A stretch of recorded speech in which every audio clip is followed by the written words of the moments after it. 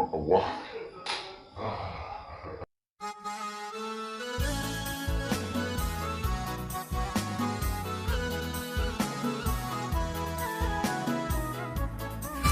Warahmatullahi wabarakatuh.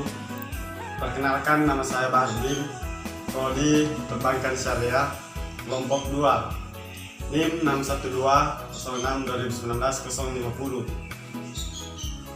Adapun saya membuat video ini yaitu untuk memenuhi tugas mata kuliah Ulumul Hadis, dan saya akan membahas 3 materi, yaitu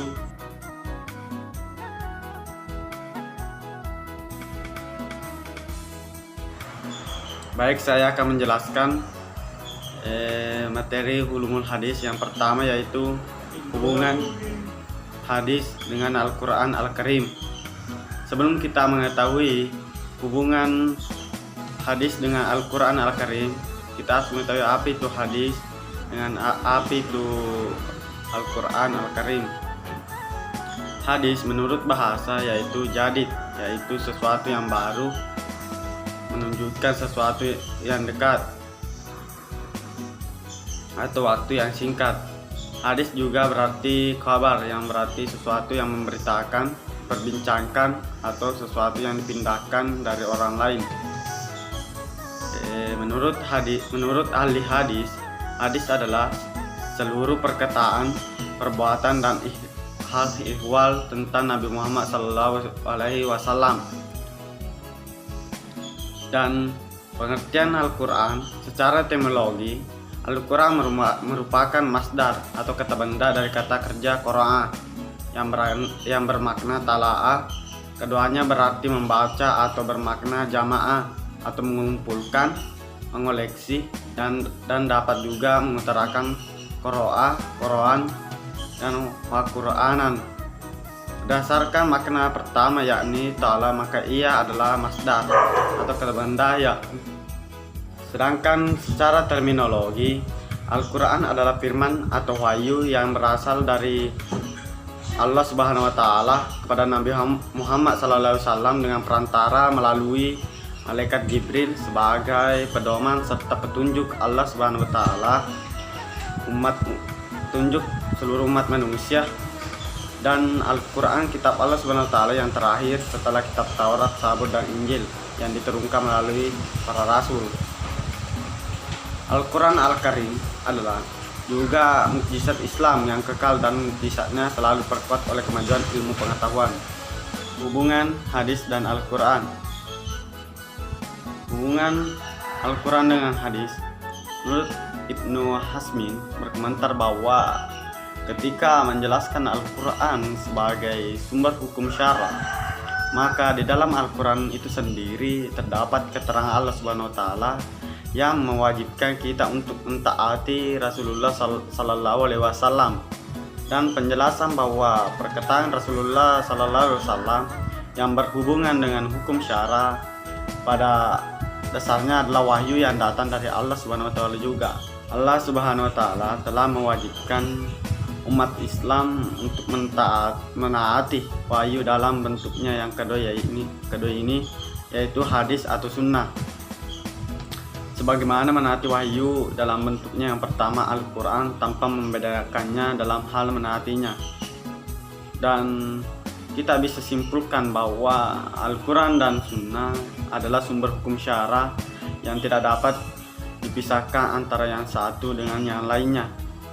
Tidak mungkin seseorang untuk memahami hukum syara secara baik kecuali dengan merujuk kepada keduanya. Materi pertama. Oke, kita lanjut ke materi berikutnya.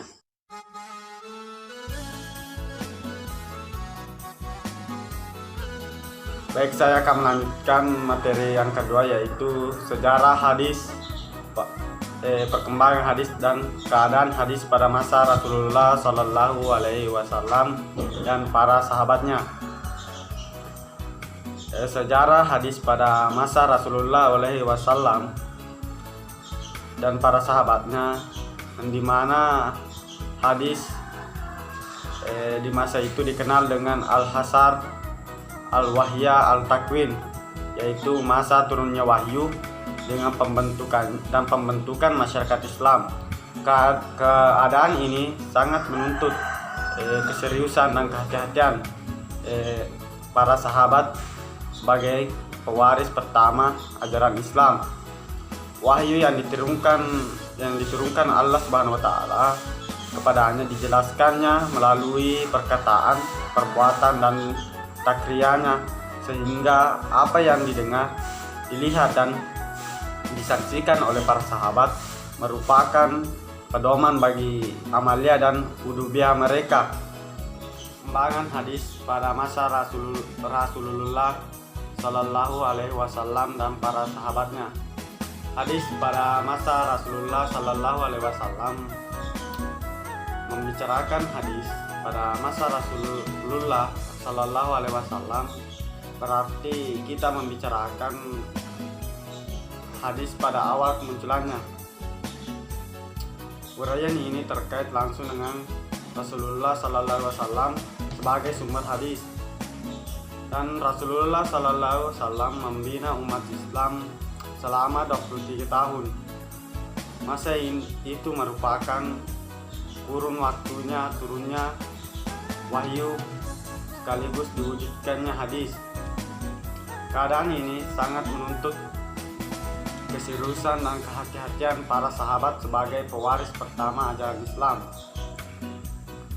Dan adapun metode yang digunakan oleh Rasulullah Sallallahu Alaihi Wasallam dalam mengajarkan hadis kepada sahabatnya.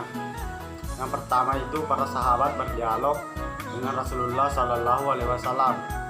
Yang kedua itu para sahabat menyaksikan perbuatan dan ketetapan Rasulullah Sallallahu Alaihi Wasallam.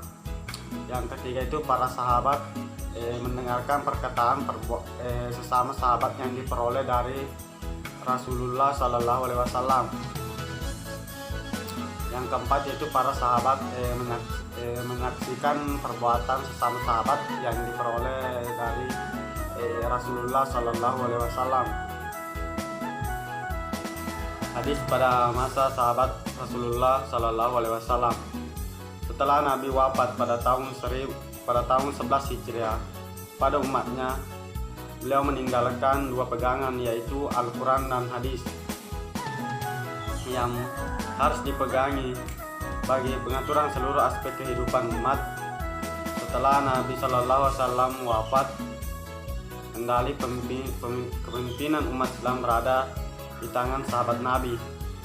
Sahabat Nabi yang pertama menerima kepemimpinan itu ialah Abu Bakar As-Siddiq, wafat 13 Hijriah atau 634 Masehi.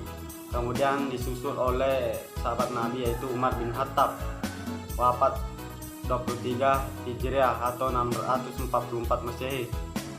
Dan diteruskan Utsman bin Affan, wafat 35 Hijriah atau 656 Masehi.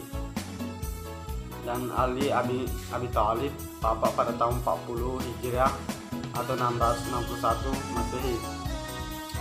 Keempat khalifah dalam sejarah ini dikenal dengan sebutan Al-Khulafa Al-Rasyidin, dan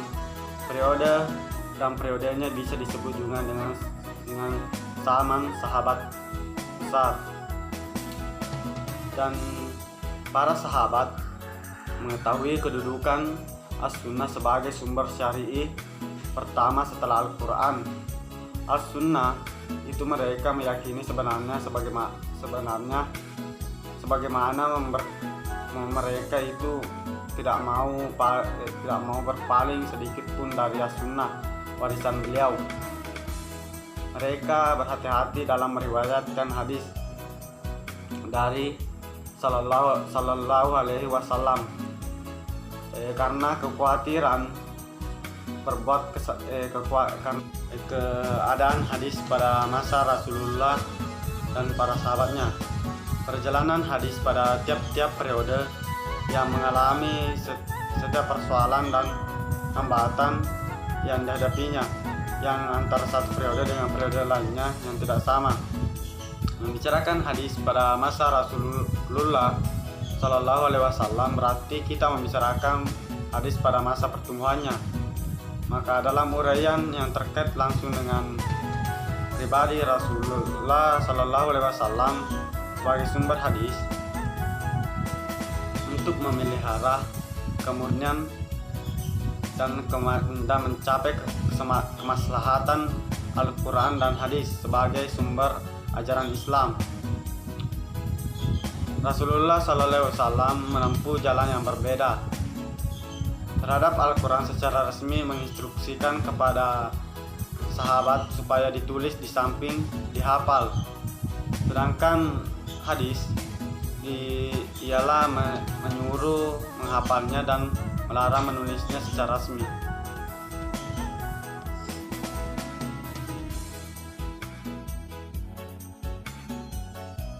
Setelah kita ke materi ketiga, yaitu sejarah pembukuan hadis.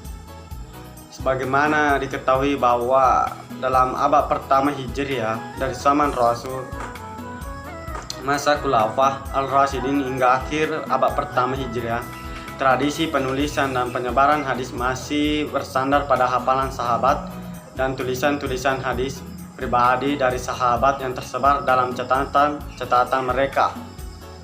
Ketika pemerintah dipegang oleh Umar Ibnu Abdul Aziz yang terkenal adil dan wara, maka tergeraklah hatinya untuk membukukan hadis. Para ulama hadis sepakat bahwa pembukuan hadis atau kodifikasi mulai dilakukan oleh Khalifah Umar bin Abdul Aziz yang memerintahkan pada tahun 99 sampai 101 Hijriah. Berdasarkan beberapa riwayat bahwa kekhawatiran akan hilangnya hadis atau lenyapnya para ulama hadis merupakan faktor utama yang menyebabkan Khalifah Umar bin Abdul Aziz untuk melakukan pembukuan hadis. Faktor yang lainnya adalah timbulnya hadis maudhu sebagai akibat meluasnya wilayah Islam dan terjadinya perselisihan di kalangan umat Islam, mendorong Khalifah untuk menghimpun dan membukukan hadis. Khalifah Umar bin Abdul Aziz menginstruksikan kepada qadi di Madinah, yaitu Abu Bakar Ibnu Hajam yang menjadi guru Ma'mar, Al-Lais, Al-Auza, Malik Ibnu Anas, Ibnu Hasak Ishaq dan Ibnu Abi Zibin supaya membukukan hadis Nabi yang terdapat pada penghafal wanita yang terkenal, Amrah bin Rahman Ibnu Sa'ad Surara bin Ades, seorang ahli fikih murid dari Aisyah Ra. Kitab hadis yang ditulis oleh Ibnu Hasam yang merupakan kitab hadis pertama ditulis atas perintah kepala negara.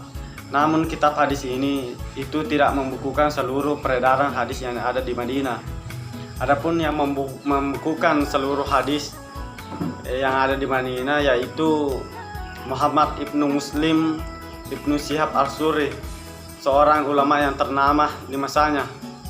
Dan itulah materi ulumul hadis yang saya sempat sampaikan. Lebih dan kurangnya mohon dimaafkan. Allahumma fiq ila aqwamit thoriq. Wassalamualaikum warahmatullahi wabarakatuh.